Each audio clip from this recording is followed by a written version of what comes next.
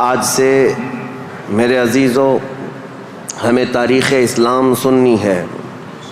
اسلام کی نشو و نما اور اس کی ترویج و اشاعت اس دن سے ہی شروع ہو چکی ہے جس دن سب سے پہلے انسان آدم علیہ السلام نے اس روئے زمین پر قدم رکھا ہے۔ لیکن آج کے دور میں ہم اسلام نام سے جس دین کو جانتے اور پہچانتے ہیں وہ میرے آقا صلی اللہ تعالیٰ علیہ وسلم کی شریعت طاہرہ ہے۔ اسلام کی تاریخ سننے سے پہلے ہمیں تھوڑا پیچھے کے تمام حالات بھی جاننا ضروری ہے، کیونکہ اسلام کی ترویج و اشاعت اور اس کی تبلیغ کے لیے جو زمین منتخب کیا اللہ رب العزت نے وہ عرب کی زمین ہے۔ عرب دنیا کے جغرافیہ میں کیا حیثیت رکھتا ہے، اس کی سچویشن جو ہے وہ کتنی امپورٹنٹ ہے وہ سمجھنا ضروری ہے۔ تو سنگلاخ زمین ہے، صحرا، پانی کی قلت، یہ تمام چیزیں عرب میں موجود ہیں، لیکن اسلام کی ترویج و اشاعت کے لیے اس زمین کو منتخب کیا گیا ہے۔ پہلی بات تو اگر میں اس تاریخ کی ابتدا کے لیے کہوں تو ظاہر سی بات ہے، کل ہم نے عرض کیا اسلام آدم علیہ السلام سے چلا، لیکن عرب کی سرزمین پر یہ دین ابراہیمی کے نام سے آیا۔ سب سے پہلے سیدنا ابراہیم خلیل اللہ علیہ الصلاۃ والتسلیم، اس وقت اللہ تبارک و تعالیٰ نے آپ کو مبعوث فرمایا جب دنیا میں کفر و شرک اور گمراہی و ضلالت پھیل چکی تھی، لوگوں میں کثرت سے اپنی عبادت کروانے کا رواج ہو چکا تھا۔ جیسے کہ نمرود کا زمانہ تھا، وہ طاقت و قوت کے بل بوتے اپنی عبادت کرنے پر لوگوں کو مجبور کرتا۔ اس دور میں سیدنا ابراہیم علیہ السلام تشریف لائے عراق بابل کے شہر میں، عراق کا ایک شہر بابل میں، اور وہاں سے آپ نے نور ہدایت کو منور کیا، ایک خدائے واحد کی عبادت کی طرف لوگوں کو بلایا۔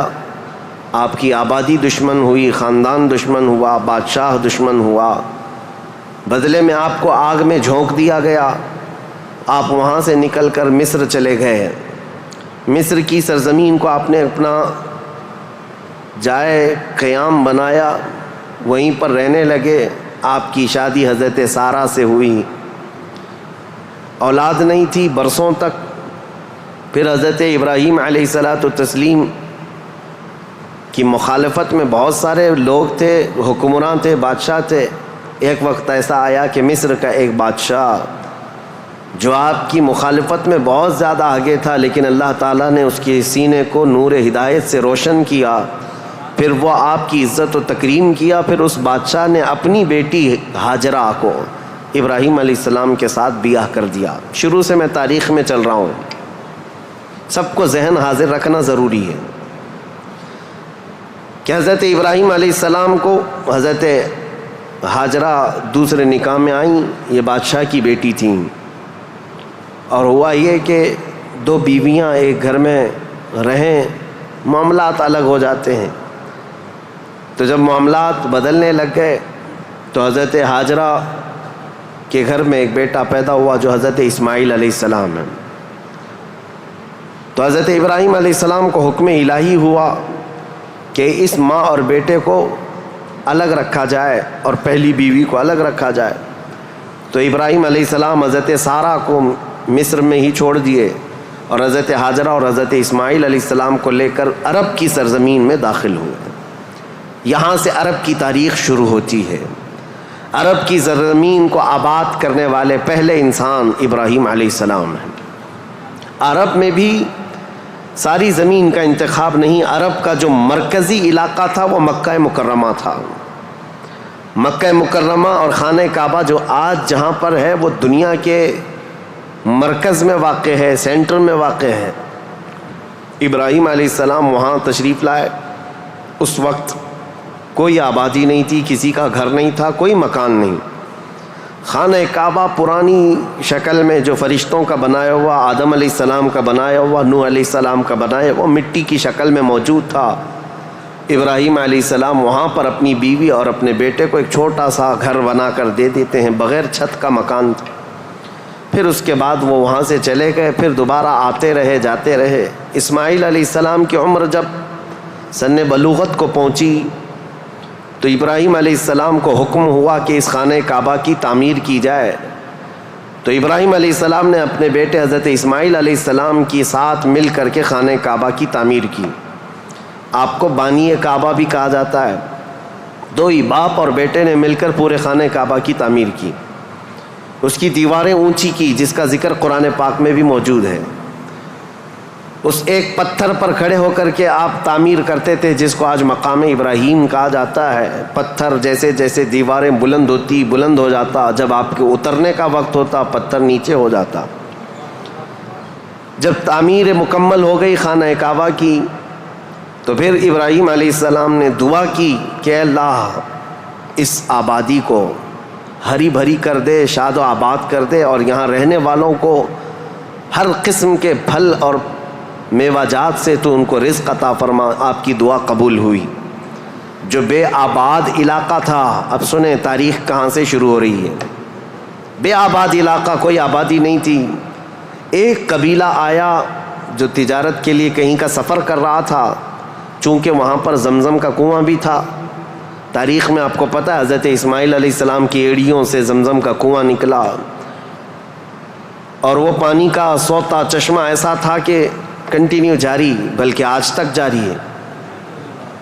تو ایک قبیلہ وہاں سے سفر کر رہا تھا جس کو قبیلہ بنو جرہم کہا جاتا ہے۔ وہ وہاں کی خوبصورتی کو دیکھ کر، وہاں کے پانی کی فراوانی کو دیکھ کر وہیں پڑاؤ ڈال لیے اور وہیں رہ گئے، بس گئے۔ یہ پہلا قبیلہ ہے جو مکہ میں آباد ہوا، قبیلہ بنو جرہم۔ پھر حضرت اسماعیل علیہ السلام نے اسی قبیلے کی ایک لڑکی سے شادی بھی فرمائی، اور حضرت اسماعیل علیہ السلام کے گھر میں 12 بیٹے پیدا ہوئے۔ آپ کی اولاد اب بڑھتی گئی۔ عرب سرزمین میں سب سے پہلی یہ نسل ہے، عرب کو آباد کرنے والی پہلی نسل اسماعیل علیہ السلام کی ہے۔ قبیلہ بنو جرہم کے ساتھ آپ آباد ہوئے مکہ مکرمہ میں۔ اب ان کی نسل اتنی بڑھتی گئی کہ اسماعیل علیہ السلام کے بیٹے تھے نابت، ان کے ہاتھ میں خانہ کعبہ کی تولیت آئی۔ خانہ کعبہ کی حفاظت اور اس کی ذمہ داریوں کا یہ سارا انتظام آپ کا تھا۔ چند دنوں کے بعد پھر ایسا ہوا کہ قبیلہ بنو جرہم کے لوگوں نے، جو حضرت اسماعیل علیہ السلام کے سسرال تھے، خانہ کعبہ کی تولیت پر انہوں نے قبضہ کر لیا۔ اسماعیل علیہ السلام کی اولاد نے کوئی بھی ان کے ساتھ جھگڑا نہیں کیا، کسی بھی طرح کا برا برتاؤ نہیں کیا، کیونکہ ننیال کے تھے۔ تو کئی سالوں تک قبیلہ بنو جرہم کا خانہ کعبہ پر قبضہ باقی رہا، لیکن انہوں نے بدعنوانیاں شروع کر دیں۔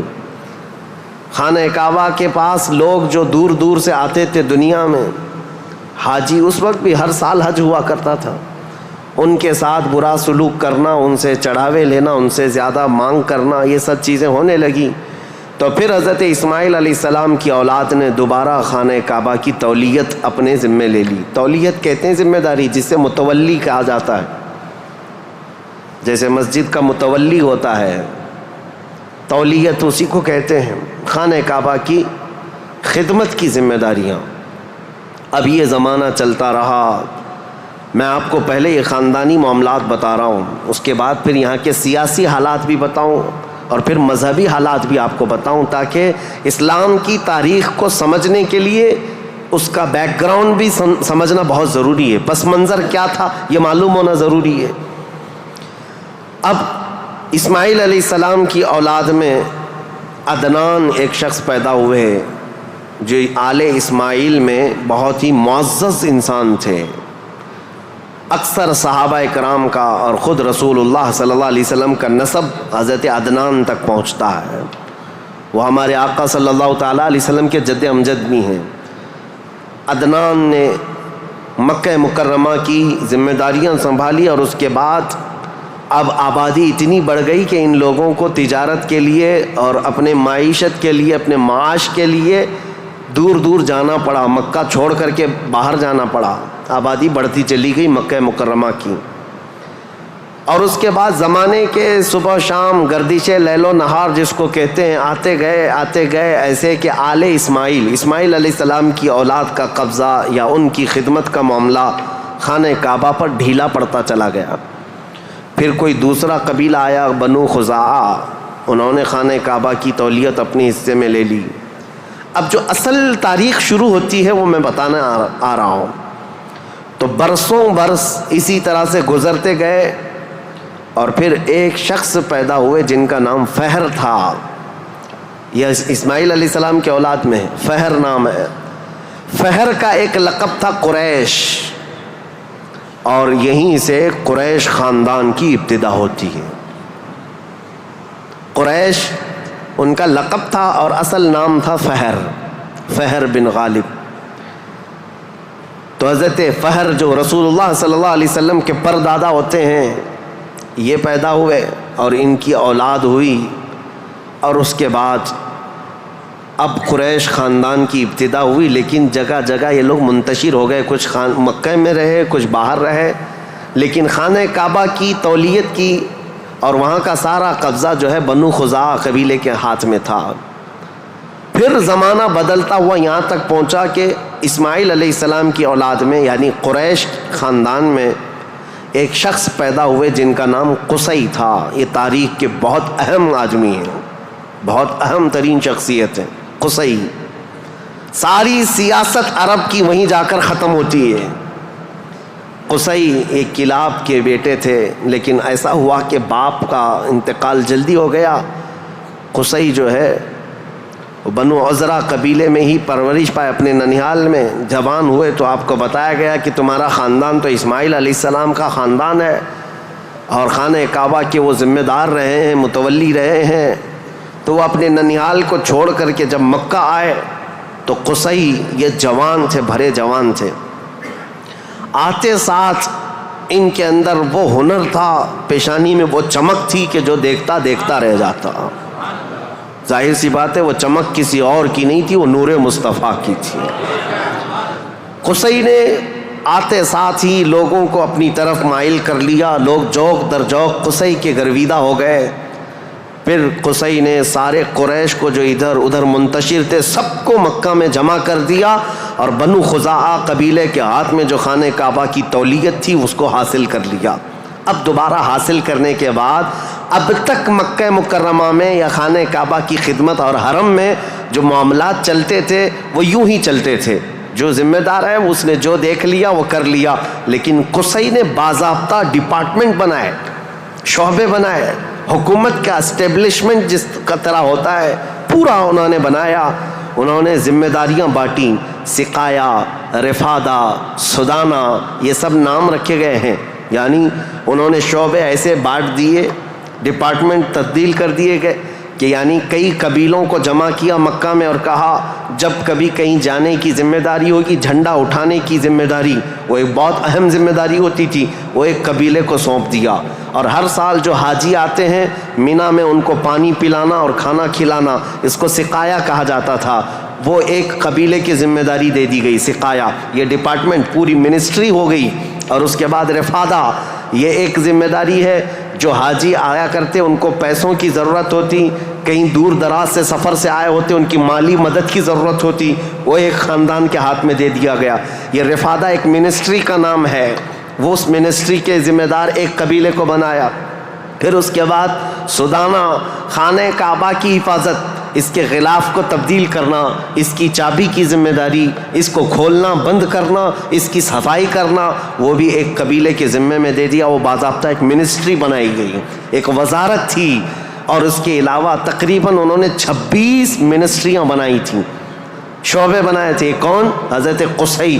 یہ دنیا میں سب سے پہلے اس طرح شعبے جات کو تقسیم کر کے، جیسے ایک جمہوری نظام ہوتا ہے، ایک ڈیموکریسی نظام ہوتا ہے، اس طرح سے آپ نے بنایا۔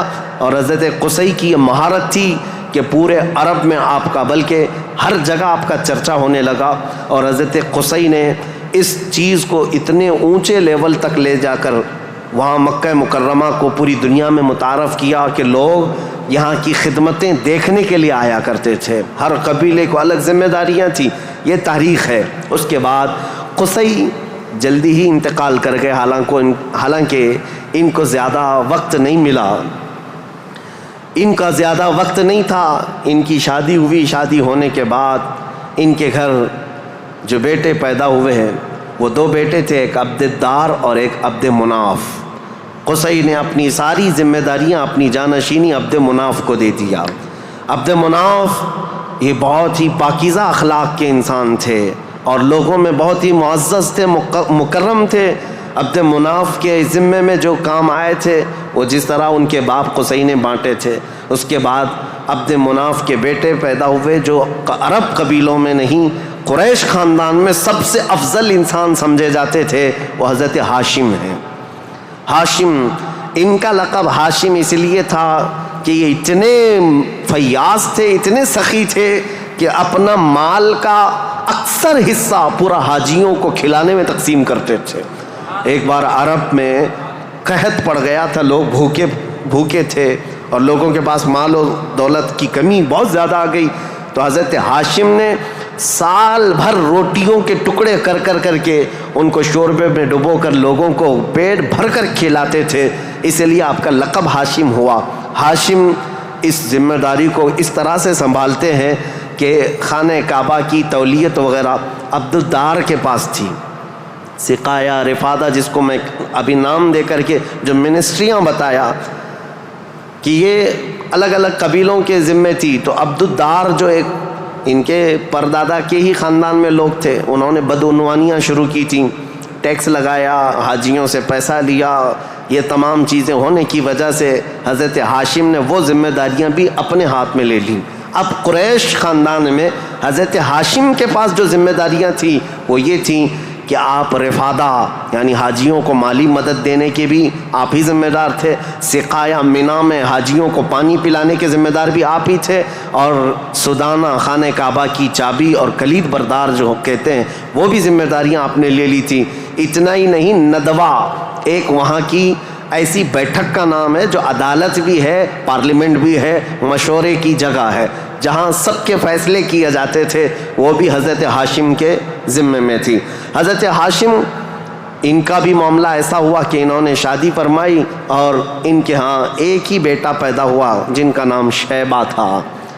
حضرت ہاشم کے گھر ایک بیٹا پیدا ہوا شیبہ، اور اس کے بعد حضرت ہاشم کا انتقال ہو گیا۔ شیبہ بچپن میں ہی اپنے باپ سے محروم ہوئے، اور ان کے چچا تھے مطلب، جن کا نام تھا، ہاشم کے بھائی، سگے بھائی تھے۔ مطلب نے یہ شیبہ کو گود لے لیا اور پرورش کی، اور اتنی اچھی پرورش کی کہ لوگ جو ہے شیبہ کو ان کے اصلی نام کی بجائے مطلب کا غلام یا مطلب کا بیٹا کہتے ہوئے عبد المطلب ہی کہنے لگ گئے۔ یہ عبد المطلب میرے آقا صلی اللہ تعالیٰ علیہ وسلم کے سگے دادا ہیں، عبد المطلب، ان کا اصل نام شیبہ ہے۔ اب یہ خانہ کعبہ کی تولیت کی ذمہ داری سب سے لمبے عرصے تک سنبھالنے والے یہی ہیں، کافی لمبا ٹائم ان کو ملا۔ عبد المطلب کے زمانے میں ہی وہ اصحاب فیل کا واقعہ پیش آیا جو ابرہہ بادشاہ خانہ کعبہ کو ڈھانے آیا تھا، یہ حضرت عبد المطلب کے زمانے میں پیش آیا۔ حضرت عبد المطلب کے بھی تقریباً کافی اولاد ہوئیں، بیٹے ہوئے، 12 کے قریب ان کی بھی اولاد ہوئیں۔ آپ نے ایک منت مانی تھی کہ اگر میں اپنے سارے بچوں کو جوانی کے حالت میں دیکھ لوں تو ان میں سے ایک بیٹا اللہ کی راہ میں قربان کر دوں گا۔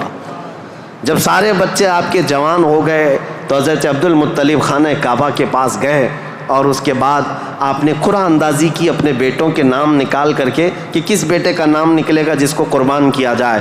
تو آپ نے جب قرعہ اندازی کی تو آپ کے چھوٹے بیٹے حضرت عبداللہ کا نام نکلا، قربانی کے لیے حضرت عبداللہ کا نام نکلا۔ حضرت عبد المطلب کے وہ سب سے زیادہ محبوب تھے، نور نظر تھے۔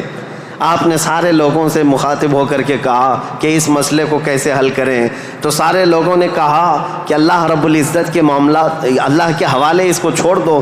پھر آپ نے خواب میں دیکھا کہ اس کا معاملہ ایسا ہے کہ اپنے اس نور نظر محبوب بیٹے کی قربانی کی بجائے ان کی جگہ 100 اونٹ قربان کر دیے جائیں، تو 100 اونٹ قربان ہوں گے لیکن آپ کے بیٹے کی قربانی بھی مان لی جائے گی۔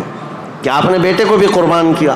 آپ نے حضرت عبداللہ کی جگہ پر 100 اونٹ قربان کیے. اسی لیے تو میرے آقا صلی اللہ علیہ وسلم نے ایک حدیث میں فرمایا ہے انا ابن الذبیحین، اے لوگوں میں 2 ذبیحوں کا بیٹا ہوں. ایک ذبیح اسماعیل علیہ السلام ہے، دوسرے ذبیح میرے باپ عبداللہ ہیں. یہ رسول اللہ صلی اللہ علیہ وسلم نے فرمایا کہ اب یہ حضرت شیبہ حضرت عبد المطلب جو خانہ کعبہ کی تولیت کو سنبھالتے رہے، یہ تاریخ یہاں تک آئی. آل اسماعیل ہیں، یہ اسماعیل علیہ السلام کی اولاد.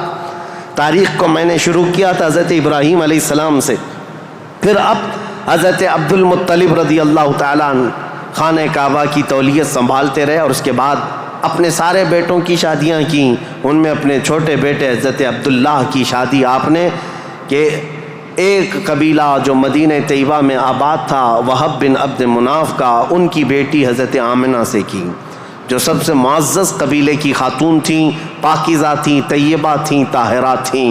رسول پاک صلی اللہ تعالیٰ علیہ وسلم کے والد ماجد عبداللہ نے حضرت آمنہ سے شادی کی. یہ شادی بھی بڑی مشہور شادی ہوئی، کیونکہ حضرت عبداللہ کو کئی عورتیں دیکھتی تھیں اور شادی کی خواہش رکھتی تھیں. مکہ میں کئی لوگوں نے پیغامات دیے تھے، اور اس کے بعد جب حضرت آمنہ سے انہوں نے شادی کی تو ایک خاتون ہے جو حضرت عبداللہ کی شادی کے لیے بہت کوشش میں لگی تھی. انہوں نے حضرت عبداللہ کو دیکھا اور اس کے بعد کہا شادی کے بعد تمہاری پیشانی پر کوئی چیز چمکتی تھی وہ اب نظر نہیں آتی ہے، پہلے میں دیکھا کرتی تھی، جس پر میں گرویدہ تھی میرے عزیزو وہ چمک اور وہ نور کوئی اور نہیں، میرے مصطفیٰ کا نور نبوت تھا جو آدم علیہ السلام سے چلتا ہوا آیا ہے اور ان کے باپ حضرت عبداللہ تک آیا. پھر حضرت عبداللہ حضرت آمنہ سے نکاح کر کے رہ رہے تھے، اور تجارت کی غرض سے آپ حضرت عبداللہ ملک شام کی طرف جا رہے تھے. درمیان میں جو یثرب علاقہ تھا آج کا وہ مدینۃ المنورہ ہے، وہاں حضرت عبداللہ کو کچھ بیماریاں ایسی لگ گئیں، کیونکہ یثرب جو علاقہ ہے اس کو پہلے بیماریوں کا گڑھ کہا جاتا تھا، وہاں جو جاتا بیمار ہو جاتا تھا. اس وقت انہوں نے وہاں کا سفر کیا تھا اور بیماریاں لگ گئی، اور آنے سے پہلے آپ کا انتقال ہو گیا، عبداللہ کا انتقال ہو گیا حضرت عبداللہ کا. اور پھر چند ماہ گزرے تھے، 6 مہینے کے بعد پورے عالم میں جو ایک عجیب کیفیت طاری تھی. عرب کی یہ تاریخ میں آپ کو بتا رہا ہوں کہ یہاں پر اب حالات کیا تھے. حضرت آمنہ کے گھر رسول پاک صلی اللہ تعالیٰ علیہ وسلم حمل سے ہیں، لیکن اس سے پہلے میں اب پس منظر بتاتا ہوں، بیک گراؤنڈ بتاتا ہوں دنیا میں کیا چل رہا تھا، اس وقت حالات کیسے تھے. اس کو میں ڈیوائیڈ کر کے اگر بتاؤں، سیاسی حالات اور مذہبی حالات. سیاسی حالات میں یعنی پالیٹکس کے اعتبار سے دیکھا جائے تو حکومت اور تسلط، قبضہ زیادہ کس کا تھا؟ اس دور میں سب سے بڑی 2 حکومتیں تھیں، ایک پرشین امپائر اور ایک رومن امپائر. روم کی حکومت اور فارس کی حکومت، ان دونوں کا بہت بڑا اثر و رسوخ تھا. پوری دنیا کی بات کر رہا ہوں، یہ سپر پاور طاقتیں تھیں. عرب میں بعض لوگ پرشین امپائر کے انڈر میں کام کرتے تھے، بعض لوگ رومن امپائر کے انڈر میں کام کرتے تھے. مذہب کے اعتبار سے ہم بعد میں بات کرتے ہیں. اب یہ حالات تھے کہ حکومت اور تسلط، قبضہ، سیاسی اثر و رسوخ سب سے زیادہ یہ 2 حکومتوں کا تھا، جس کی وجہ سے آئے دن نئی نئی جنگیں ہوتی تھیں. رومن امپائر یہ چاہتی تھی کہ دنیا پورا قبضہ کر لیں، پرشین امپائر یہ چاہتے تھے کہ پوری دنیا ہم قبضہ کر لیں. اس آڑ میں 2 سپر پاور کے ٹکراؤ میں پوری دنیا میں جنگیں روز روز چلتی رہتی تھیں. یہ حالات تھے سیاسی. عرب لوگوں کی خود کی کوئی حکومت نہیں تھی، ان کی خود کی کوئی حکومت نہیں تھی، لیکن وہی مکہ مکرمہ سے جو ان کے خاندانی حالات کی سرداری چلتی تھی بس. لیکن دنیاوی حکومت کے اعتبار سے یہ لوگ پرشین امپائر کے انڈر میں کام کرتے تھے یا پھر رومن امپائر کے انڈر میں کام کرتے تھے. یہ 2 طرح کی حکومتیں چل رہی تھیں. اب مذہبی حالات کے اعتبار سے دیکھا جائے تو میں 4 حصوں میں تقسیم کرتا ہوں پوری دنیا کو. 4 حصوں میں فارس، جس کو آج پرشیا کہیں آپ، ایران جو آج کے دور کا ہے، اس کی سرحدیں اور بھی بڑی تھیں، بلند تھیں. پرشیا یا جس کو اس وقت پرشین امپائر کہا جاتا ہے. مذہبی حالات کیا تھے ان کے؟ مذہبی حالات اتنے خطرناک تھے کہ ان کے ہاں شروع سے کبھی ایک خدا کا تصور آیا ہی نہیں. یہ شرک میں ہی مبتلا رہی قوم ہے. ہمیشہ آگ کی پرستش کرنے میں سب سے زیادہ مشہور قوم ہے یہ. پرشیا کے لوگ یعنی فارس کے لوگ آگ کی پوجا میں ان کا کوئی نام ثانی نہیں تھا. 1000 سال تک ایک آگ کو بجھنے نہیں دیتے تھے یہ لوگ. اس طرح کئی بت کدے تھے, کئی آتش کدے تھے. یہ فارس کے علاقے میں یہ حالات تھے کہ ایک خدا کا تو تصور ہی نہیں تھا, اور غلبہ ایسا تھا کہ جو حاکم ہوتا تھا اس کی عبادت کی جاتی تھی, جو مال والا ہے اس کے سامنے سجدے ہوتے تھے, جس کی طاقت ہے اس کے سامنے جھک جائے. یہ حالات پرشیا کے تھے. اور روما کے حالات کیا تھے؟ جو رومن امپائر ہے روم, یہاں پر عیسائی زیادہ طور پر آباد اس زمانے میں بھی تھے, پہلے سے بھی, کیونکہ عیسیٰ علیہ السلام کے بعد ان کے حواریوں کے ذریعے سے جو دین پھیلا وہ روما میں زیادہ تھا. جو آج کا اٹلی ہے, یونان ہے اور جورجیا وغیرہ کے علاقے آج یہ سب رومن امپائر کے انڈر میں تھے, اور یہاں عیسائی زیادہ تھے. لیکن ایسے عیسائی کہ اصل عیسائی دین کو انہوں نے مسخ کر دیا تھا, ختم کر دیا تھا. جو دین الہی تھا, اللہ کا دین تھا, عیسیٰ علیہ السلام جو لائے تھے, اس کو انہوں نے اتنا خلط ملط کر دیا تھا کہ عیسیٰ علیہ السلام کے جگہ جگہ مجسمے, اسٹیچو بنائے ہوئے تھے. مریم علیہ السلام, سیدہ مریم رضی اللہ تعالیٰ عنہا کو انہوں نے ساتھ میں پوجنا شروع کر دیا. تثلیث کا عقیدہ, ٹرائنیٹی جس کو یہ کہتے ہیں, 3 خداؤں کا تصور ان کے گھر میں رواج پا گیا تھا. پورے روما میں یہی تھا. ایک خدا کی عبادت یہاں بھی ختم تھی. 2 بڑی طاقتوں کے انڈر میں شرک اور بت پرستی اور کفر بہت سر چڑھ کر بول رہا تھا. یہاں اللہ کو پہچاننے والے اور اللہ کی عبادت کرنے والے تقریباً ناپید ہو چکے تھے. عیسیٰ علیہ السلام کی جو آپ کا عروج ہوا آسمانوں پر, آپ کو اللہ تعالیٰ نے آسمانوں پر جو اٹھایا, وہ زمانہ بیت کر کے بھی 570 سال گزر رہے تھے. ان 570 سالوں میں کوئی نبی نہیں آیا. عیسیٰ علیہ السلام کے بعد سے لے کر 570 سال کا زمانہ, اس کو زمانہ فترت کہا جاتا ہے. زمانہ فترت 2 نبیوں کے بیچ کے زمانے کو کہتے ہیں. اس بیچ میں کوئی نبی نہیں آیا, جس کی وجہ سے حالات اتنے گمبھیر تھے. پرشیا کے حالات میں نے بتایا, جگہ جگہ آگ کی پوجا, آگ کی پوجا, آگ کو ہی طاقتور مانا جاتا. اور روما میں تھا, عیسائی تو تھے لیکن ایسے کہ ٹرائنیٹی کا عقیدہ, مریم بھی خدا ہیں, عیسیٰ بھی خدا ہیں اور وہ بھی خدا ہے. 3 خداؤں کی عبادت. اور اس کے علاوہ راہبوں کا, پادریوں کا حال تو یہ تھا, اللہ کی پناہ, وہاں کے جو عبادت خانے تھے, جو چرچ تھے, جو کلیسا تھے, وہ عبادت کے نہیں تھے, وہ عیاشیوں کے اڈے تھے. کوئی عورت جاتی تو ان کے ہاتھ میں بچ کے باہر نہیں آتی, اس کے ساتھ وہ منہ کالا کر لیتے. یہ جو بڑے بڑے راہب تھے ان کا حال یہ تھا. اور وہ سیاست میں بھی اس طرح ملوث تھے کہ جب تک کنیسہ میں یعنی چرچ میں کوئی شخص مال نہ لا کر کے دے, اس کے لیے بد دعائیں کرتے تھے, اس کی تباہی کا انتظام کرتے, بلکہ فوج کی سرکشی کے ساتھ ایسے لوگوں کو مار کر ختم بھی کر دیتے تھے. اور اس کو کہتے تھے کہ یہ جس کو جس طرح آج ہم یہاں پر دیکھ رہے ہیں دھرم دروہی ہے, دین چھوڑا ہوا آدمی ہے. یہ عیسائیوں کا تسلط ایسا تھا, ان کا قبضہ ایسا تھا, پادریوں کا عیاشی کے اڈے بنا دیے گئے تھے. جتنے وہ عبادت خانے تھے, جتنے عبادت خانے تھے وہ عیاشیوں کے اڈے بنے ہوئے تھے.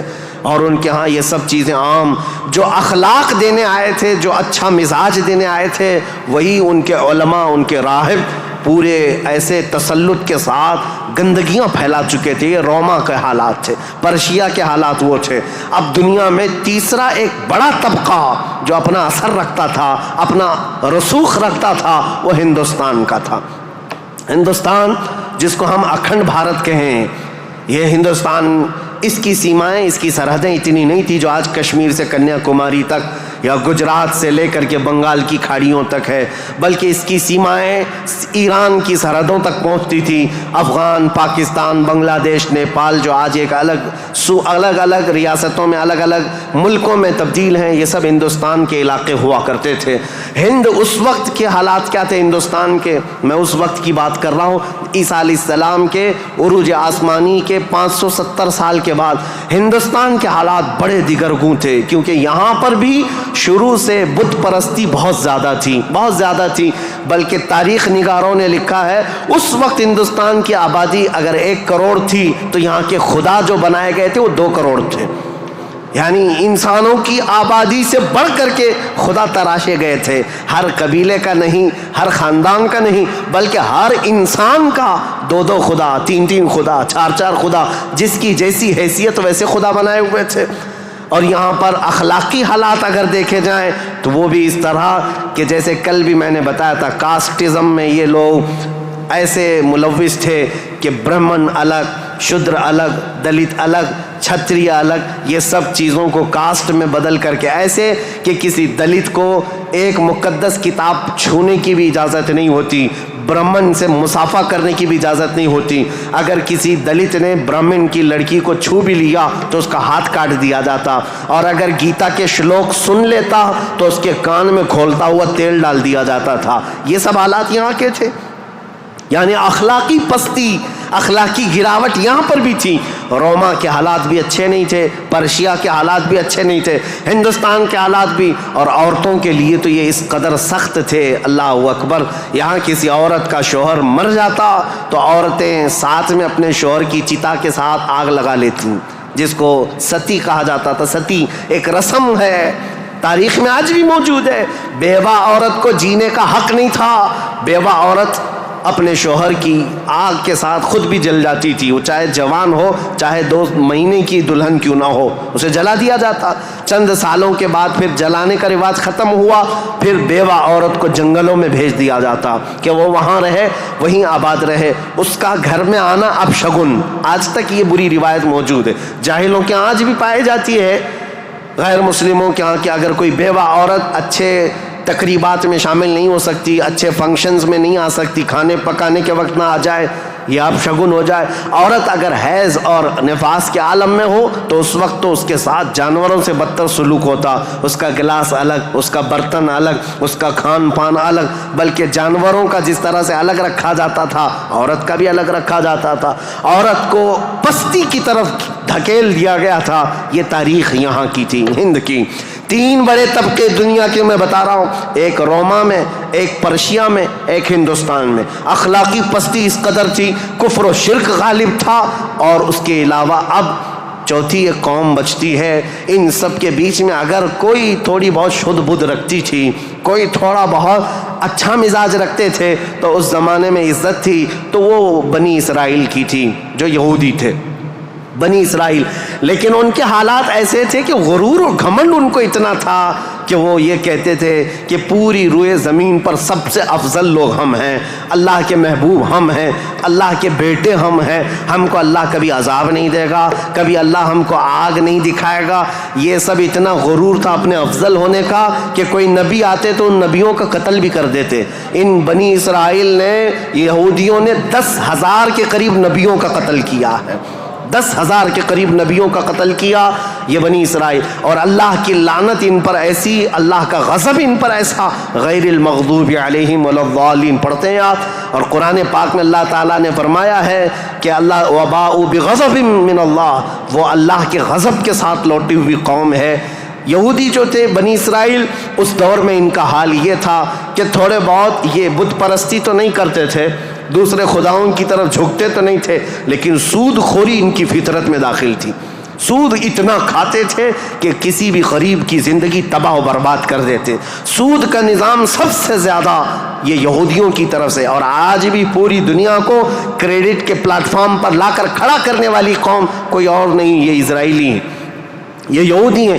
پوری دنیا کو کریڈٹ بانٹ کر کے, ان کو قرضہ دے کر کے, ادھار دے کر کے اس پر نفع لینا, اس پر انٹرسٹ کمانا, یہ یہودی فطرت میں داخل تھا. اور یہ سود کی لعنت ان کے ساتھ آج سے نہیں پہلے سے ہے. اس کو حلال سمجھ کر کے کھاتے ہیں, اس کو ترہ امتیاز سمجھتے ہیں, اور یہ سمجھتے ہیں یہ ہماری عقل مندی ہے, ہماری دانائی ہے کہ ہم پوری دنیا کا مال اپنی طرف کھینچ لیتے ہیں. اس کو وہ اپنی عقل مندی سمجھتے ہیں, جبکہ اللہ کا غضب ہے ان کے ساتھ.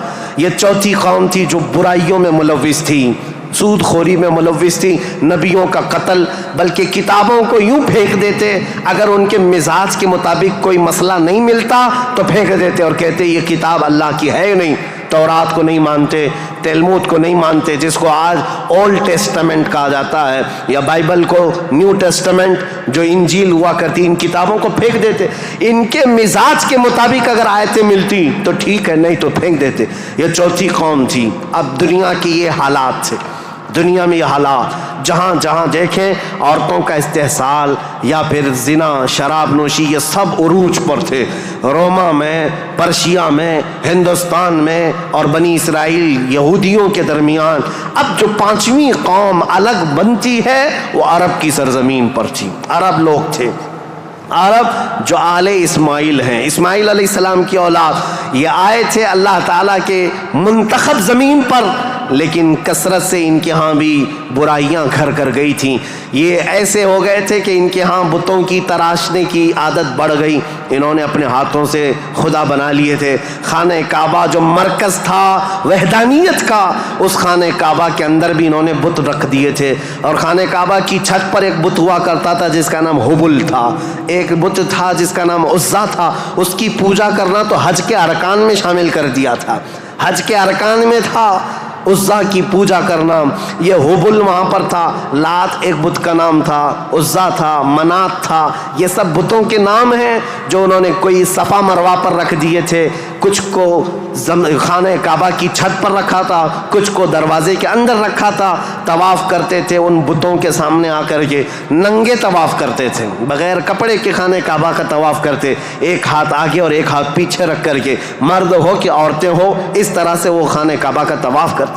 ये बुराइयाँ उनके यहाँ बहुत अखलाकी पस्ती में गिरते चले आए। और उसके बाद ये बुत परस्ती इतने उरूज पर हो गई, इतने उरूज पर हो गई कि ये अपने खुदाओं के चढ़ावे इतने चढ़ाते थे। दूर दराज से लोग आते थे तो साल में एक मरतबा इन खुदाओं के नाम पर इंसानों की बलि भी चढ़ती थी। कोई जवान मुंतखब कर लिया जाता और वो खुशी से तैयार होता, अपनी गर्दन उसकी रख दी जाती, मिना की वादी में उसको ज़बा कर दिया जाता, काट करके उसका खून बुतों को लगा दिया जाता। और ये कहते कि हम मुकर्रब हो रहे हैं, हम मुकर्रम हो रहे हैं, हम इज़्ज़त वाले हो रहे हैं। ये तमाम चीज़ें थी। और उसके अलावा इनके यहाँ शराब बहुत ज़्यादा आम थी। चोरी करने वाले कुछ कबीले ख़ास थे अरब में, और उनका पेशा ही था रास्ते पर रुकना और जाते आते काफिलों को डाका जनी करना और माल लूटना। और उसके अलावा औरतों के लिए उनके यहाँ भी अच्छे हालात नहीं थे। औरतों को तो मशीन समझते थे, शादी का कोई एक सिस्टम नहीं था। कोई मर्द चाहे तो 100 रख ले, कोई 50 रख ले, कोई 60 रख ले, न शादी का कोई सिस्टम है, जितनी औरतें चाहे वो रख सकता था। और फिर उसके अलावा औरतों के साथ सारा सुलूक तो था ही, लेकिन वो ऐसे बदबख्त थे कि बेटी के पैदा होने पर नाक भौं सकेड़ते थे। बल्कि कई ऐसे अरब कबीले थे जो बेटी के पैदा होते ही उसकी गर्दन मरोड़ करके उसको ज़िंदा दफन कर देते थे। ये अरब की सरजमीन पर पाए जाने वाली चीज़ें। शराब को 60 साल 70 साल पुरानी शराब जमा करके पीने को फ़ख्र महसूस करते। और जुआ ऐसे खेलते थे, ऐसे खेलते, हरम की सरजमीन पर जुआ खेलते। और बाजी में क्या क्या लगाते, बाजी में सिर्फ पैसा नहीं लगाते, अपनी औरतें भी बाजी में हार देते थे। कोई जुए में किसी की औरत जीत लेता, किसी की बेटी जीत लेता, कोई किसी की बहन जीत करके आता। ये क़िमारबाजी, ये जुआबाजी इस कदर आम थी। मैंने दुनिया के ये सतही हालात मुख्तसर अंदाज में आपके सामने रखे। सियासी हालात में असर और रसूख दो ताकतों का था, पर्शियन एम्पायर और रोमन एम्पायर। मजहबी हालात में अलग अलग थे, हिंदुस्तान के हालात क्या थे और पर्शिया के, रोमा के, इज़राइल के। इज़राइल उस वक्त था नहीं, अगरचे बैतुल मुक़द्दस उनके हाथ में नहीं था, लेकिन ये जगह जगह बिखरे हुए लोग थे यहूदी, उनके हालात भी अच्छे नहीं थे। अरबों के हालात भी अच्छे नहीं थे। ये इस कदर कुफ्र और शिर्क के मीनारे बुलंद थे, अल्लाह कहने वाली कौम पूरी दुनिया में ढूंढने पर भी कहीं नहीं थी। एक खुदा की इबादत करने वाली मजमूई तौर पर कोई कौम आबाद नहीं थी। एक कायद के अंदर, एक इमाम के पीछे चलने वाली कौम कहीं नहीं थी। हर एक ने अपने खुदा बनाए, कुछ लीडरों की पूजा, कुछ हुक्मरानों की इबादत। कुछ जगह पर ऐसे हालात हिंदुस्तान में थे कि अपने ही आले तनासुल की पूजा करते, औरतों की शर्मगाहों की पूजा, मर्दों की शर्मगाहों की पूजा जो आज तक चली आ रही है। ये इस कदर गिरे हुए हालात थे कि चूहे से लेकर बिल्ली तक بلی سے لے کر سانپ بچھو تک کوئی خدا ہونے سے بچ نہیں سکا ان کے ہاتھوں میں، سب خدا بنا لیے۔ ان کثیر گمراہیوں کے حالات میں بتاؤ میرے عزیزو، مشیت ایزدی کو جلال آ ہی گیا، رب ذوالجلال کے رحمت میں جوش تلاطم آ ہی گیا۔ جب حالات اس قدر دیگرگو خراب تھے تو پھر رب ذوالجلال نے اس زمانے فطرت کو ختم کرتے ہوئے عیسیٰ علیہ السلام سے جو زمانہ چل رہا تھا 570 سال گزر گئے، اللہ نے کوئی نبی نہیں بھیجا۔ حالات جب اس قدر خراب ہو گئے، رب ذوالجلال کی مشیت کو، اس کی رحمت کو جوش آیا، پھر مولا نے مکہ مکرمہ کی سرزمین کو منتخب کیا، اور پھر اللہ نے اس سرزمین کو منتخب کرتے ہوئے عظیم خاندان قریش کو منتخب کیا۔ قریش کے خاندان میں سے اللہ نے بنو ہاشم کو منتخب کیا، بنو ہاشم سے عبد المطلب اور عبداللہ کے گھر کو منتخب کیا، عبداللہ کے گھر سے بی بی آمنہ کے بطن کو منتخب کیا، اور پھر رب ذوالجلال نے تاریخ کی ان کالے اندھیروں کو ہمیشہ کو ختم کرنے کے لیے بی بی آمنہ کے بطن سے 12 ربیع الاول کو نور نبوت کو ظہور فرمایا، نور نبوت کو ظاہر فرمایا۔ تاریخ کا یہ وہ دن ہے جو پوری دنیا کا انقلاب لا چکا تھا، ایسی روشنی لا چکا ہے، ایسی روشنی کہ میں نے تقریر شروع کرنے سے پہلے ہی یہ بات عرض کر دی تھی، ایک عرب نے آدمی کا بول بالا کر دیا، خاک کے ذروں کو ہمدوش ثریا کر دیا، خود نہ تھے جو راہ پر اوروں کے ہادی بن گئے، کیا نظر تھی کہ جس نے مردوں کو مسیحا کر دیا۔ یہ سارا نور نبوت کا کمال ہے، یہاں سے تاریخ اسلام کی اب باضابطہ شروعات۔ اس لیے مجھے یہ پس منظر بیان کرنا ضروری تھا، یہ بیک گراؤنڈ بتانا ضروری تھا، سیاسی حالات کیا تھے، مذہبی حالات کیا تھے۔ اب تھوڑا جغرافیائی حالات بھی میں آپ کو بتا دوں، عرب کی لوکیشن کیا ہے۔ عرب کا لوکیشن جو ہے وہ دنیا کے بیچوں بیچ واقع ہے۔ عرب ایسی جگہ پر واقع ہے، اس کا 3 حصہ سمندروں سے ملا ہوا ہے اور ایک حصہ خشکی سے ہے۔ سمندر بھی بڑے بڑے سمندر اس کو گھیرتے ہیں۔ ویسٹ کی طرف قلزم سی جس کو کہتے ہیں بحیرہ قلزم، یہ آباد ہے، اور میڈیٹرین سی جس کو بحیرہ روم کہا جاتا ہے یا بحر متوسط کہتے ہیں، یہ پورا سمندر عرب سے لگتا ہے۔ اور اس کے ایسٹ کی طرف، مشرق کی طرف ہند مہاساگر جس کو کہتے ہیں انڈین اوشین، یہ آباد ہے، اور اس کے علاوہ اس کے جنوب کی طرف بھی انڈین اوشین ہے۔ یہ سمندر پورا گھیرا ہوا ہے عرب، اور جو شمال کا حصہ ہے جو خشکی ہے یہ ملک شام، یمن اور عدن یعنی اردن تک پھیلا ہوا اس کا حصہ ہے۔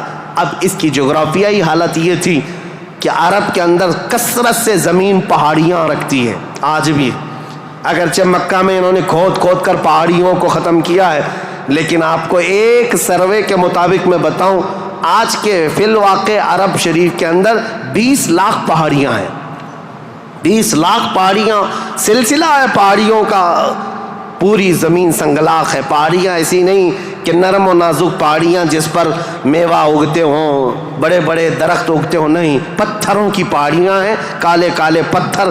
بعض پہاڑیاں تو ایسی ہیں جو آتش فشاں ہیں، یعنی جو شعلے اگلتی ہیں، آگ اگلتی ہوئے پہاڑیاں موجود ہیں۔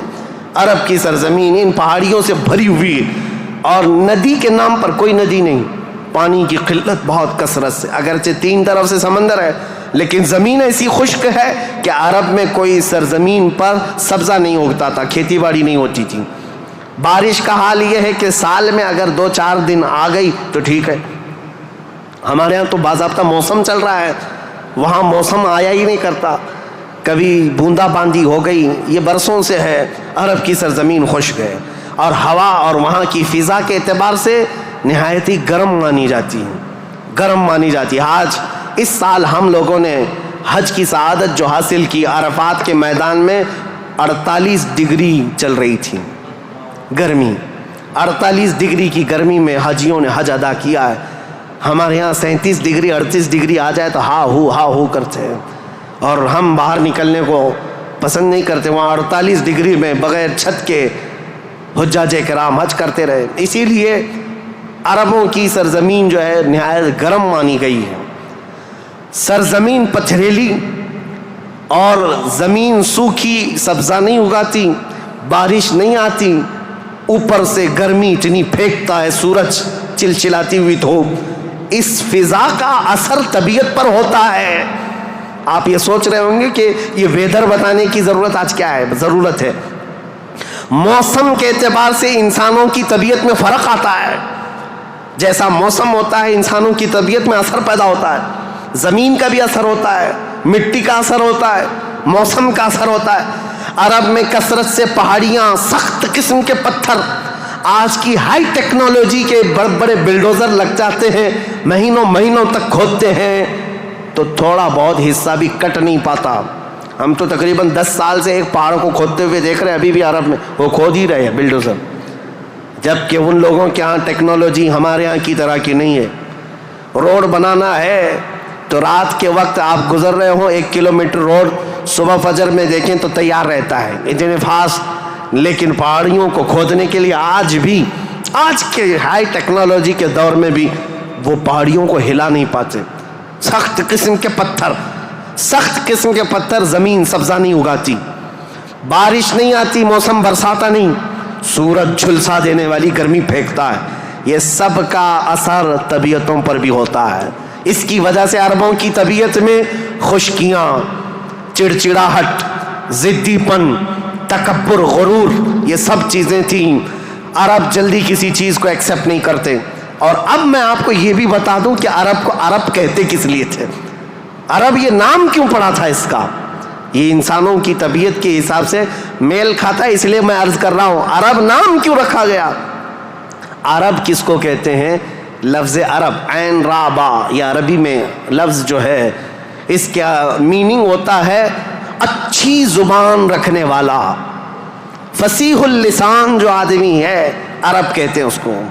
یہ عرب اپنے آپ پر اتنا غرور رکھتے تھے، وہ کہتے تھے کہ پوری دنیا میں اگر سب سے اچھی زبان ہے تو ہماری ہے، باقی کو عجم کہتے ہیں۔ عجم کا مطلب ہوتا ہے گونگا، وہ ہم سب کو گونگا کہتے ہیں، سارا عجم ہے، عرب کو چھوڑ کر کے جتنا ہے وہ سب عجم ہے۔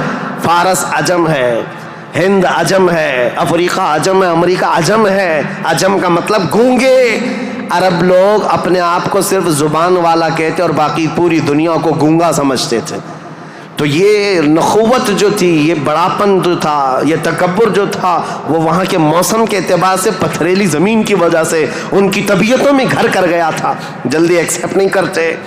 ایسے سخت دلوں کے اندر اور ایسے سخت قوم کے اندر اسلام کا نور ظاہر کرنا یہ کوئی عام بات نہیں تھی، عام بات نہیں تھی۔ اللہ رب العزت کی مصلحت اور اس کی حکمت بالغہ کو دیکھیں، اللہ کریم نے اپنے آخری رسول کے لیے جو زمین منتخب فرمائی وہ افریقہ کی سرزمین نہیں تھی، نہ ہی کوئی ہند کی سرزمین، نہ یورپ کی سرزمین، بلکہ عرب کی سرزمین کو منتخب کیا گیا۔ اس لیے مجھے زمین کا جغرافیہ بتانا ضروری ہے کہ یہ لوکیشن کے اعتبار سے بیچوں بیچ میں آباد ہے، پوری دنیا کا سینٹر کہلاتا ہے، اس لیے کہ یہاں سے روشنی نکلے تو پوری دنیا میں پھیلے۔ یہاں سے نکلا ہوا ابر ہر زمین پر بارش بن کر کے برسے گا، اور برسا بھی۔ اللہ کریم نے مکہ مکرمہ کی سرزمین کو منتخب فرمایا۔ طبیعتیں کیسی تھی، اکھڑ مزاج لوگ تھے، ان کے درمیان میرے آقا کو پیدا کیا اللہ نے۔ اور رسول کریم صلی اللہ تعالیٰ علیہ وسلم جس دن پیدا ہوئے، یہ بی بی آمنہ کا گھر تھا، اور رسول کریم صلی اللہ تعالیٰ علیہ وسلم یتیمی کی حالت میں پیدا ہوئے ہیں، باپ نہیں ہیں، ماں پرورش کرتی رہی۔ عربوں کے رواج کے اعتبار سے دادا کی شفقت بہت زیادہ تھی اپنے پوتے پر، کیونکہ بیٹے عبداللہ بہت محبوب نظر تھے، بڑے پیارے تھے، لیکن جب جوانی میں انتقال کر گئے تو حضرت عبد المطلب کو اس کا بڑا صدمہ تھا کہ میرا سب سے محبوب بیٹا عبداللہ مدینے میں انتقال کر گیا، تو اپنی بہو حضرت آمنہ اپنے پوتے حضور اکرم صلی اللہ تعالیٰ علیہ وسلم کی پرورش میں جی جان لگا دیا، اتنا لگا دیا۔ آپ کو پتہ ہے میرے آقا صلی اللہ تعالیٰ علیہ وسلم کا نام پاک آج کروڑوں مسلمانوں کی آنکھوں کا تارا ہے۔ حضور کا نام جیسے ہی ہم محمد نام لیتے ہیں، ہم انگوٹھوں کو چوم کر کے آنکھوں سے لگاتے ہیں۔ یہ نام پاک عام نام نہیں ہے، اس نام پاک کو بزرگان دین تو ایسے تھے کہ حضرت محمود غزنوی کا نام سنا ہے، ان کے خاص وزیر تھے ایاز۔ ایاز کے بیٹے کا نام تھا محمد۔ محمود جو ہے سلطان محمود اپنے وزیر کے بیٹے محمد کو بہت پیار کرتے تھے۔ ایک دن جو ہے آپ ایاز کے بیٹے کو محمد کہہ کر نہیں بلا رہے ہیں، بلکہ کہتے اے ابن ایاز، اے ایاز کے بیٹے ادھر آ جا۔ ایاز نے سن لیا، کہا آج سلطان غضبناک ہوں گے، میرے بیٹے کا نام لے کر کے نہیں پکارا، باپ کے نام سے پکارا ہے۔ بعد میں حاضر ہو کر پوچھا سلطان میرے بیٹے سے کوئی خطا ہوئی، آپ خفا تو نہیں ہیں؟ اس کے نام سے نہ پکارتے ہوئے اس کو ابن ایاز کہہ کر پکارا۔ سلطان محمود نے کہا ایاز ایسی بات نہیں، خفا نہیں، بلکہ میں وضو کی حالت میں نہیں تھا، اس لیے تیرے بیٹے کا نام محمد ہے، میں بغیر وضو کے کبھی اس کا نام بھی نہیں پکارتا۔ اور علامہ عبد الرحمن جامی فرماتے ہیں ہزار بار بشویم دہن ز مشک و گلاب ہنوز نامے تو گفتن کمال بے ادبیس۔ یا رسول اللہ ہزار بار میں اپنے منہ کو گلاب کے پانی سے، مشک و عنبر کے پانی سے دھو لوں، اس کے بعد بھی آپ کا نام پکارنا میں بے ادبی سمجھتا ہوں۔ یہ علامہ عبد الرحمن جامی۔ میں بات کیوں کہہ رہا ہوں حضور کے نام کی؟ یہ محمد نام کسی اور نے نہیں، حضرت عبد المطلب نے رکھا تھا۔ آپ کے دادا، آپ کے جد امجد جیسے ہی حضور کی پیدائش ہوئی تھی، گھر دوڑے دوڑے آئے تھے بی بی آمنہ کے، اور فوراً اٹھا کر کے گودی میں لے لیا اور خانہ کعبہ کے پاس آئے، اور خانہ کعبہ کے سامنے ہاتھ پھیلاتے ہوئے اللہ کی بارگاہ میں عرض کرنے لگے اللہم ھذا ابنی سمیتہ محمدا، اے اللہ دیکھ یہ میرا بیٹا ہے اور میں نے اس کا نام محمد رکھا ہے۔ عرب کے بہت سارے لوگ وہاں موجود تھے، یہ نیا نام تھا ان کے لیے۔ عرب میں جو نام رکھے جاتے ہیں وہ باپ داداؤں کے نام پر چلتے ہیں، وہاں پر نئے نام نہیں رکھتے، خاندانوں کے اپنے خود پرسنل نام چلتے رہتے ہیں، پرٹیکولر نام ہوتے ہیں، وہی نام رکھے جاتے ہیں۔ حضرت عبد المطلب نے نیا نام رکھا تھا، تو عرب کے بہت سارے قبیلے آئے اور پوچھا یا عبد المطلب لم سمیتک ابنی ابنک ھذا محمدا، اے عبد المطلب آپ نے لم سمیت ھذا محمدا، کیوں آپ نے اس کا نام محمد رکھا ہے؟ تو حضرت عبد المطلب مسکرائے اور کہا تمہیں پتہ ہے محمد کا نام کا مطلب کیا ہے، محمد کی میننگ کیا ہے؟ کہا محمد کہتے کسے ہیں؟ محمد اس کو کہتے ہیں جس کی سارے لوگ تعریف کریں، سب سے زیادہ جس کی تعریف کی جائے اس کو محمد کہا جاتا ہے۔ حضرت عبد المطلب نے کہا میں نے اپنے اس بیٹے کا نام محمد اس لیے رکھا ہے کہ جب بھی کوئی نام لے تو نہ چاہتے ہوئے بھی میرے بیٹے کی تعریف ہو ہی جائے۔ آج میرے آقا کی شان میں کسی کو گستاخی کرنا بھی ہو، میرے آقا کا نام محمد لیتا ہے تو پہلے حضور کی تعریف کر ہی رہتا ہے، وہ کر کے ہی رہتا ہے۔ عزیزان گرامی وقار، حضور اکرم صلی اللہ تعالیٰ علیہ وسلم کو حضرت عبد المطلب نے بڑی شفقت دی۔ عرب کے مشہور قانون اور وہاں کے دستور کے مطابق کہ عرب لوگ اپنے بچوں کی حفاظت کے لیے، یعنی ان کی زبان کی حفاظت کے لیے دیہاتوں میں بھیجتے تھے کہ ان کی زبان محفوظ رہے۔ شہروں کی زبان جو ہے مکس ہو جاتی ہے، جیسے ممبئی کی زبان، اس کا کوئی عطا پتہ نہیں ہے، اس میں یو پی بھی ملا ہوا ہے اور راجستھان بھی ہے، گجراتی بھی ہے، کرناٹکی بھی ہے، سب ملا کر کے مکس ہو گئی کیونکہ ہر جگہ کے لوگ یہاں پر موجود ہیں۔ یہ شہر ہے اور شہروں میں ہر علاقے کے لوگ آتے ہیں، اپنی اپنی تھوڑی تھوڑی سی باتیں اس میں داخل کر دیتے ہیں اور یہ ایک مکسچر لینگویج بن جاتی ہے اور اس کو پتہ ہی نہیں رہتا اس کی اوریجنل لینگویج کیا تھی۔ مکہ ایسا تھا کہ ہر جگہ سے لوگ آتے تھے، حج کے لیے آتے تھے اور کئی کئی مہینے رہتے تھے، تو کچھ لوگ عربی جانتے نہیں تھے، کوئی فارسی اس میں داخل کر دیا، کوئی الگ زبان عبرانی داخل کر دیا، سریانی داخل کر دیا، تو وہاں پر زبان کی حفاظت کی بہت ضرورت تھی کیونکہ اس دور میں سب سے بڑا اگر کوئی عہدہ تھا تو زبان کا تھا۔ زبان جس کی اچھی ہو وہ عرب میں سب سے زیادہ عزت والا تھا، تو اس کے لیے مائیں اپنے بچوں کی زبان کی حفاظت کے لیے بچپن میں ان کی پرورش مکہ میں نہیں کرتی تھی، باہر بھیجتی تھی۔ اس رواج کے چلتے ہوئے 6 مہینے کے بعد حضور صلی اللہ تعالیٰ علیہ وسلم 6 مہینے حضرت آمنہ کی گود میں تھے، پھر وہ حلیمہ سعدیہ کے بخت چمکے، نصیبے چمکے کہ وہ دایا تھی بنو سعد قبیلے کی، طائف سے آگے ایک علاقہ بنو سعد آج بھی موجود ہے، طائف سے 80 کلومیٹر دور، وہاں سے وہ آئی تھی، 180 کلومیٹر کا سفر کر کے آئی تھی، اور مکہ مکرمہ میں انہوں نے رسول پاک صلی اللہ تعالیٰ علیہ وسلم کو گود لے لیا۔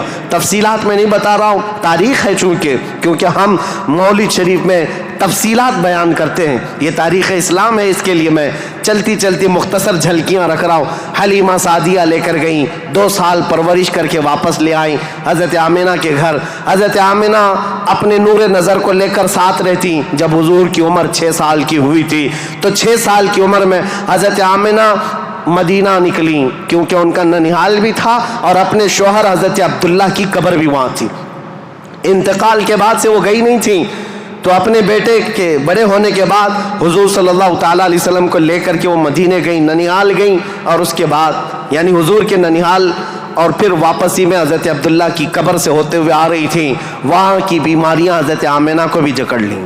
ایسی بیمار ہوئیں کہ ابوا ایک جگہ ہے بدر کے قریب، ابوا مدینہ اور مکہ کے بیچ میں، حضرت آمنہ وہ زیادہ دیر آگے چل نہ سکیں، وہیں پر آپ کی وفات ہو گئی۔ حضور پاک صلی اللہ علیہ وسلم کی عمر پاک 6 سال کی ہے، خود رسول محترم صلی اللہ علیہ وسلم نے اپنے ہاتھوں سے اپنی ماں کو دفن کیا۔ حضور کے ساتھ اس وقت آپ کے والد کی ایک کنیز تھیں ام ایمن، یہ ساتھ رہتی تھیں، اور بس حضور صلی اللہ تعالیٰ علیہ وسلم واپس مکہ جب آئے، حضرت عبد المطلب کو جیسے پتہ چلا کہ حضرت عبداللہ کی بیوی آمنہ بھی انتقال کر گئیں، وہ فرط غم میں، جوش غم میں حضور صلی اللہ تعالیٰ علیہ وسلم کو ایسے قریب کر لیے کہ ایک لمحے کے لیے بھی اپنے آنکھوں سے اوجھل نہیں ہونے دیتے۔ لیکن ہوا کیا، مشیت ایز دی جو چاہے، 8 سال کی عمر تھی میرے آقا کی، دادا حضرت عبد المطلب بھی فوت ہو گئے۔ یہ دور گزرتا گیا، دادا حضرت عبد المطلب نے اپنے انتقال سے پہلے اپنے بیٹے حضرت عبداللہ کے سگے بھائی جناب ابو طالب کے حوالے کر دیا تھا اپنے اس پوتے کو۔ حضور صلی اللہ تعالیٰ علیہ وسلم کو جناب ابو طالب کے حوالے کر دیا اور کہا کہ تم اس کی نگرانی کرنا۔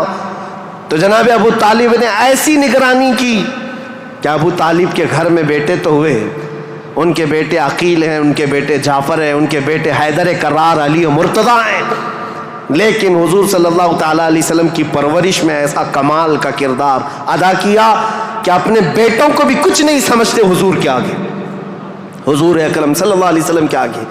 ایک روایت جو ہے بدن میں رونگٹے کھڑے کر دیتی ہے۔ میں آج بھی بحث نہیں کروں گا ایمان ابو طالب کے متعلق، ہمارا قتل آرا بحثوں میں سے ہمارا ٹاپک آج تاریخ اسلام ہے، لیکن ان کی پرورش کا انداز ایسا تھا۔ صرف ایک بات اگر میں بتا دوں، شعب ابی طالب میں جب 3 سال تک مکہ والوں نے حضور صلی اللہ علیہ وسلم کا بائیکاٹ کیا تھا، سوشل بائیکاٹ، کبھی بھی حملہ ہونے کا اندیشہ رہتا تھا کہ لوگ آ کر کے حضور کو قتل نہ کر دیں۔ رات کے وقت، کیونکہ عرب اتنے دشمن تھے رسول پاک صلی اللہ علیہ وسلم کے اعلان نبوت کی بات کر رہا ہوں، یہ روایت بیچ میں عرض کر رہا ہوں۔ جناب ابو طالب رات کے وقت جب حضور سو جاتے تھے تو ان کو اٹھا کر کے دوسری جگہ سلاتے اور حضور صلی اللہ علیہ وسلم کی جو جگہ خاص تھی، حضور کی جو چادر تھی، اس جگہ اپنے بیٹے کو سلا دیتے تھے، اور یہ کہتے ہماری نیند کے وقت میں اگر کوئی دشمن آ کر حملہ بھی کرے تو محمد پر حملہ نہ ہو، میرے بیٹے پہ حملہ ہو۔ یہ کمال کی شفقت کے ساتھ انہوں نے پرورش کی ہے رسول اللہ صلی اللہ علیہ وسلم۔ جب آپ کی عمر پاک 12 سال کی تھی حضور اکرم صلی اللہ علیہ وسلم کی، جناب ابو طالب کے ساتھ آپ تجارت کے لیے نکلے ملک شام، کیونکہ خاندانی مشغلہ تھا تجارت، ابو طالب ساتھ میں لے کر کے گئے۔ یہ وہ ٹرننگ پوائنٹ ہے تاریخ کا کہ بیچ راستے میں ایک بحیرہ راہب، ایک عیسائی پادری تھا، جہاں پر یہ قافلہ رکا تھا، بحیرہ راہب نے دیکھ کر کے ہی کہا ہذا سید المرسلین، یہ رسولوں کا سردار آیا ہے۔ عیسائیوں نے پوچھا تمہیں کیسے پتا؟ کہا میں نے ان کو دیکھا، یہ 12 سال کی عمر کے، جب یہ آ رہے تھے رات کے وقت پہاڑوں کے اوپر سے اتر رہے تھے، میں نے دیکھا کہ سارے پہاڑ سارے جتنے بھی درخت ہیں وہ اس 12 سالہ لڑکے کے لیے سجدے میں گرے ہوئے ہیں، اور میں نے دیکھا کہ دن میں یہ جب چلتے ہیں تو سورج کی روشنی ان پر نہیں پڑتی، بادل کا ایک سایہ ان کے اوپر سایہ بنائے ہوئے چلتا ہے، بادل کا ایک ٹکڑا سایہ بنائے ہوئے چلتا ہے۔ یہ بحیرہ راہب نے ابو طالب کو بلا کر پوچھا یہ کون ہے؟ کہا میرا بھتیجا ہے۔ کہا میری ایک بات سن لو، اچھا ہوگا کہ تم ان کو ملک شام مت لے جانا، وہاں یہودی ہیں، وہ ان کے قتل کے در پہ ہو جائیں گے، کیونکہ وہ اس انتظار میں ہیں کہ آخری نبی ان کے خاندان میں پیدا ہوگا۔ یہ تو تمہارے خاندان کا نصیبہ ہے، اگر تم لے جاؤ گے تو یہودی قتل کر ڈالیں گے، تم یہیں سے ان کو واپس مکہ لے جاؤ۔ جناب ابو طالب گھبرا گئے، ڈر گئے، کہا کہ میں اپنے اس بھتیجے کو ملک شام نہیں لے جاؤں گا۔ بیچ راستے سے ہی رسول پاک صلی اللہ تعالیٰ علیہ وسلم کو لے کر وہ مکہ واپس آئے۔ یہ وہ بشارت تھی، 40 سال کے بعد حضور نے اپنی نبوت کا اعلان فرمایا، لیکن خبریں تو 12 سال سے ہی مشہور ہو چکی تھیں، خبریں ہو چکی تھیں۔ بحیرہ راہب نے یہ کہا۔ اس کے بعد حضور پاک صلی اللہ تعالیٰ علیہ وسلم تجارت کو اپناتے رہے۔ جب آپ کی عمر پاک 25 سال کی تھی تو مکہ مکرمہ کی ایک معزز خاتون، بڑی مالدار خاتون تھی، حضرت خدیجہ، جن کے 2 شوہروں کا انتقال ہو چکا تھا۔ اب وہ کسی سے شادی کرنے کے موڈ میں کبھی نہیں تھیں، لیکن وہ بڑی مالدار تھیں۔ انہوں نے اپنا مال تجارت کسی کو دے کر کے، انویسٹ کروا کر کے تجارت کرواتی تھیں۔ جب ان کو پتہ چلا محمد صلی اللہ علیہ وسلم بڑے امانت دار ہیں، بڑے ہی دیانت دار ہیں، تو اپنا مال ان کو دیا اور کہا کہ تم تجارت کرو اور نفع کما کر کے لے آؤ۔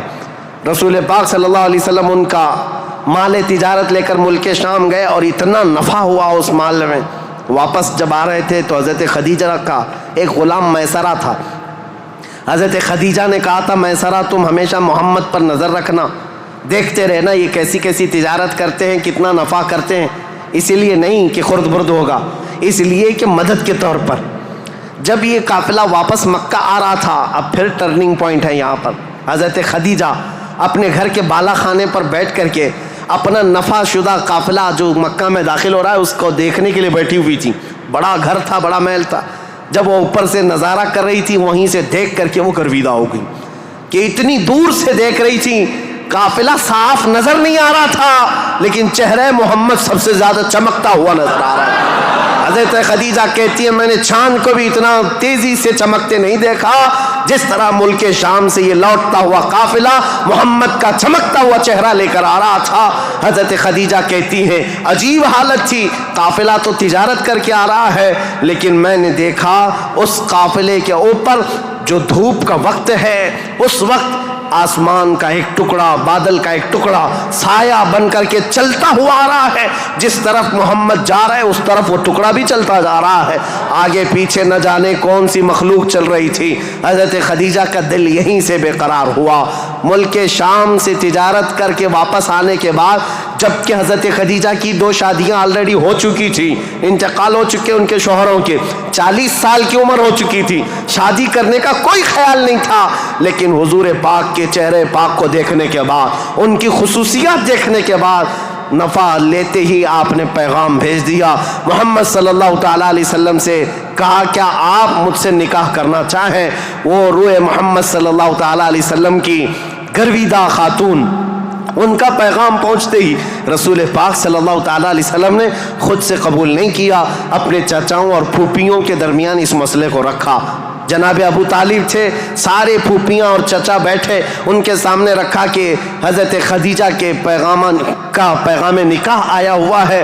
سارے لوگوں نے کہا تمہیں پتہ ہے خدیجہ پورے مکہ میں طاہرہ کے نام سے جانی جاتی ہیں، سب سے پاکیزہ خاتون، عزت تو ایسی تھی کہ ادنا سے ادنا آدمی بھی اور اونچا سے اونچا آدمی بھی حضرت خدیجہ کی طرف چہرہ اٹھا کر نہیں دیکھتا، ان کی عزت بڑی تھی۔